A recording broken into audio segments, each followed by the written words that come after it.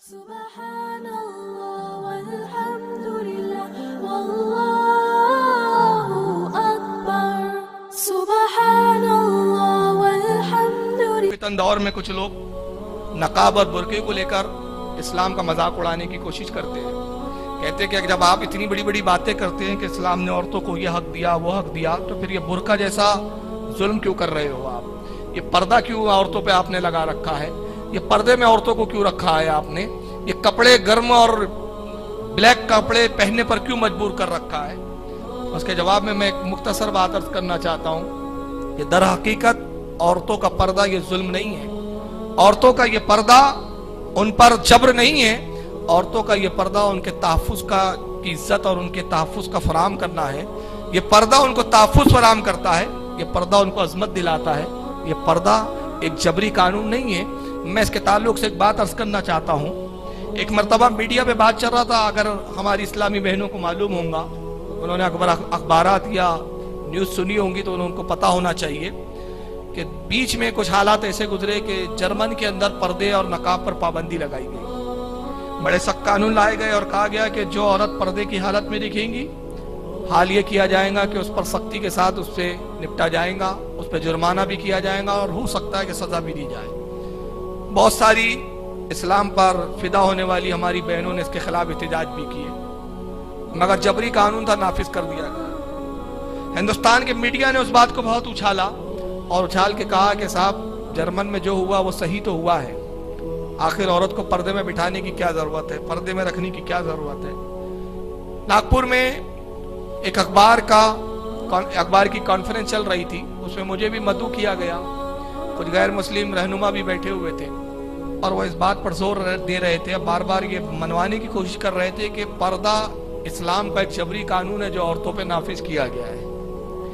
मैंने वहाँ एक बात कही थी उस वक्त, जिसकी तायीद उन गैर मुस्लिमों को भी करनी पड़ी, और यही नहीं बल्कि उन्होंने इस बात को कबूल और एक्सेप्ट भी किया कि वाकई आपने जो दलाइल की बात की है ये वो बातें हैं जिसका इनकार नहीं किया जा सकता। मैंने वहाँ दो बातें कही थी। पहली बात तो मैंने ये कही थी कि आप पर्दे की बात कर रहे हैं, ये अलग बात है कि आपने अपने मजहब से पर्दे को निकाल दिया है, वरना अगर मजहबी एतबार से देखा जाए तो पर्दा आपके यहाँ भी था, तहजीब आपके यहाँ भी थी, लिहाज आपका भी था। ये अलग बात है कि आपने अब इन लिहाजों को तर्क कर दिया है, मर्द और औरत के खलत मलत माशरे को कबूल कर लिया है। मैंने कहा कि जरा जाइए और आप तुलसीदास की रामायण खोलिए, रामचरितमानस जिसका नाम है। तुलसीदास ने अकबर के जमाने में लिखी थी और ये हिंदुओं का बहुत बेसिक ग्रंथ है। उसके अंदर एक वाकया मिलता है। वाकया तो ये है कि तुलसीदास लिखते हैं कि जब रावण सीता को लेकर जाता है और सीता को ले जा रहा था, ये उनके मजहब के एतबार से, कि अलग बात है कि हम कितना मानते और कितना नहीं मानते। बहस इसकी नहीं है कि हम उसे मानते या नहीं मानते। बहस तो यह है कि चूंकि वो गैर मुस्लिम है, मुझे उन्हीं के धर्म और उन्हीं की किताबों की बेस पर उनको मुतमईन करना है। मैंने कहा आपकी अपनी किताबों में खुद चीज मौजूद है कि पर्दे की आप क्या क्या अहमियत है, जरा इसको गौर से देखिए आप। तो तुलसीदास लिखते हैं कि जब सीता को रावण लेकर जाता है तो सीता ने किया कि राम मुझे तलाश करते हुए आए तो अपने आभूषण अपने जेवरात को उतार कर फेंकना शुरू किया। कहीं कान की बाली उतार के फेंक दी है, कहीं हाथों की चूड़ियां फेंकी, कहीं गले का हार फेंका, कहीं पैरों की पायजब फेंकी है, कहीं नाक की नथनी फेंकी है, कहीं माथे की बिंदिया फेंका। गर्ज के जितने आभूषण और जितने जेवरात सीता ने पहने थे, एक एक जगह वो थोड़े थोड़े दूर पर फेंकती रही। राम लक्ष्मण के साथ, अपने भाई लक्ष्मण के साथ सीता की तलाश में निकले हैं। एक जेवर मिलता है। जैसी जेवर को देखा राम ने उठाया और अपने भाई लक्ष्मण से कहा, भाई लक्ष्मण देखो ये माथे की बिंदिया है और ये तुम्हारी भाभी की बिंदिया है, ये इस तरफ मिली है, मतलब सीता को इसी तरफ ले जाया गया है। लेकिन लक्ष्मण ने कोई जवाब नहीं दिया, लक्ष्मण खामोश थे। फिर कुछ चंद कदम आगे बढ़े हैं तो उसके बाद फिर कान की बाली मिलती है और राम ने बाली को उठाया, कहा कि लक्ष्मण भाई देखो ये तुम्हारी भाभी की बालियां है। लक्ष्मण अब भी खामोश था, लक्ष्मण ने अब भी कुछ नहीं कहा। फिर चंद कदम आगे बढ़े तो दूसरी बाली मिली। फिर राम ने कहा कि लक्ष्मण देखो ये तुम्हारे भाभी की दूसरे कान की बाली है। लक्ष्मण अब भी खामोश है। फिर आगे बढ़ते हैं तो गले का हार मिला। राम ने फिर वही जुमले कहे, भाई लक्ष्मण देखो ये तुम्हारी भाभी के गले का हार है। लक्ष्मण अब भी खामोश था। फिर आगे बढ़े तो चूड़ियां मिलती है, गर्ज के जेवरात मिलते रहे और हर जेवर को उठा के राम लक्ष्मण से कहते हैं कि भाई लक्ष्मण देखो ये तुम्हारे भाभी के जेवरात है, ये चूड़ी है, ये कानों की बालियां है, ये माथे की बिंदिया है, ये नाक की नथनी है। मगर लक्ष्मण खामोश है। मगर जब कुछ आगे बढ़े तो पैरों की एक पायजाब नजर आती है और पायजेब को जैसे ही लक्ष्मण ने देखा, इससे पहले कि राम उस पायजेब को उठाते, लक्ष्मण दौड़ के जाता और जाने के बाद पायजेब को उठा लिया और उठा के राम से बेसाख्ता कहता है कि भाई देखो, ये हमारे भाभी की, मेरी भाभी की, आपकी पत्नी की और मेरी भाभी की ये पायजेब है। राम ने देखा तो बड़ा ताज्जुब से पूछा, लक्ष्मण बड़ी अजीब बात है कि जितने आभूषण मिले उसे मैंने पहले उठाया, तुम कभी किसी आभूषण को उठाने के लिए आगे नहीं बढ़े। मैंने बिंदिया उठा के कहा कि तुम्हारी भाभी के, तुम खामोश थे। मैंने चूड़ी उठा के कहा कि तुम्हारी भाभी की चूड़ियां हैं, तुम खामोश थे। मैंने कानों की बालियों के बारे में कहा, तुम खामोश थे। जितने जेवरात मुझे मिले मैंने सब बार हर मर्तबा ये कहा कि ये तुम्हारी भाभी की और तुम खामोश थे। मगर जब पैरों की तुमने पायजेब को देखा तो तुमने बेसाख्ता उसको उठाया और बेसाख्ता कहा है कि ये भाभी की पायजेब है। लक्ष्मण, ये पायजेब को तुमने कैसे पहचाना, जबकि किसी जेवरात के बारे में तुमने अपनी ताईद और अपनी तरफ से कोई बात नहीं कही। तो लक्ष्मण कहते, भैया मैं उन जेवरात को नहीं पहचानता, इसलिए कि मैं जब भी भाभी के सामने आया हूं तो भाभी के चेहरे को मैंने कभी नहीं देखा है। मेरी निगाह अपने भाभी के कदमों की तरफ रही है, लिहाजा मैंने जब भी देखा भाभी के कदमों को देखा। इसलिए मैं पायजेब को तो पहचानता हूं लेकिन गले की माला को नहीं पहचानता, कान की बालियों को नहीं पहचानता, माथे की बिंदियों को नहीं पहचानता।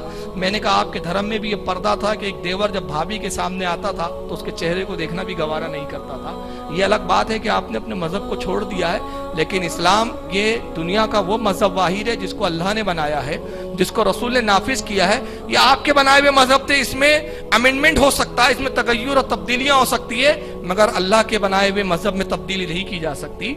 और इसलिए नहीं की जा सकती कि आज आप औरतों के ताल्लुक से कहते हैं कि औरत को जितना बेपर्दा कर दिया जाए गोया उसको उतना हक दिया जा रहा है। हक इसका नाम नहीं है कि प्रॉपर्टी से बेदखल कर दे, हक इसका नाम नहीं है कि आप कन्यादान के नाम पे उसको दान कर दे, हक इसका नाम नहीं है कि जब बेटी को रुखसत करे और कहा जाए कि बेटा आप जाओ, शोहर के घर जा रही हो, तुम्हारी डोली उठी है, अब अर्थी उठ कर आना चाहिए। हक इसका नाम नहीं है। हक इसे कहते हैं, हक इसे कहते हैं कि औरत को प्रॉपर्टी में भी हिस्सा दिया जाए, निकाह के बाद, शादी के बाद, शोहर के जाने के बाद भी रिश्ते कायम किए जाए, उससे मोहब्बत हो। वही हक बाप पे उसके घर पर हो जो पहले शादी से पहले था। हक इसको कहते हैं। हक को तुमने यहाँ तो पामाल किया, सिर्फ एक औरत को बेपर्दा करके तुमने समझा कि बहुत बड़ा हक दे दिया। तो मैंने कहा कि अगर इस्लाम को आप इतना जबरी मजहब समझते हैं और कहते हैं कि औरत को जब तक बेपर्दा ना किया जाए तब तक हक अदा नहीं हो सकता, तो मुझे बताओ कि आप क्या जो साधवियां होती है वो क्यों पर्दे में रहती है, वो क्यों स्कर्ट नहीं पहनती, वो क्यों अपने बाजुओं को खुला क्यों नहीं रखती, वो क्यों सरों पे दुपट्टे और कपड़े ओढ़े रहती है, वो क्यों अपने हाथों को छुपाती है।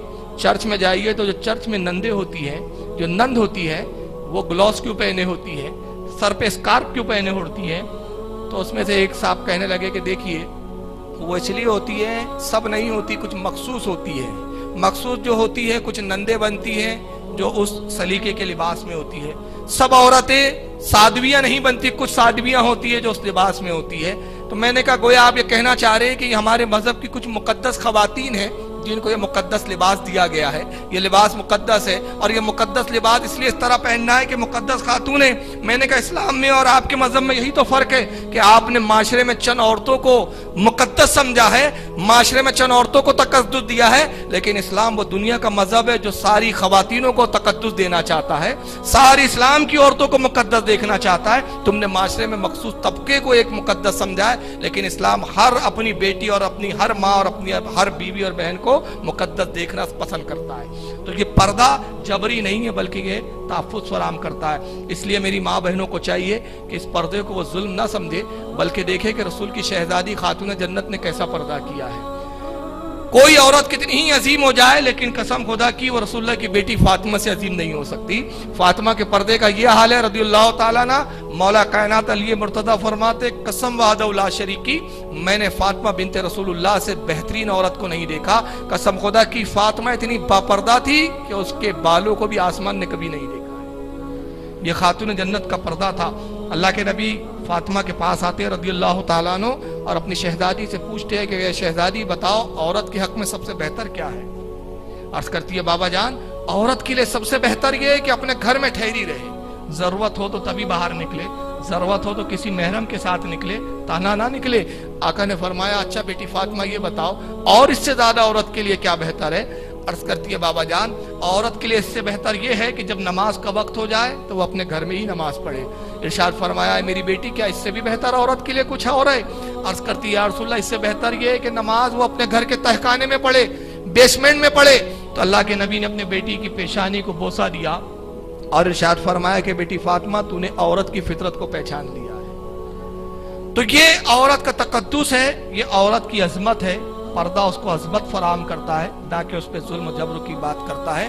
لیکن جب وقت آتا ہے تو ہماری اسلامی خواتینوں نے, ہماری اسلام کی ماؤں نے, ہماری اسلام کی بہنوں نے اسلام کے لیے پردے میں رہ کر وہ خدمات انجام دی ہے کہ بعض وقت مرد بھی ان کی خدمات کے مقابلے میں پیچھے نظر آتے ہیں.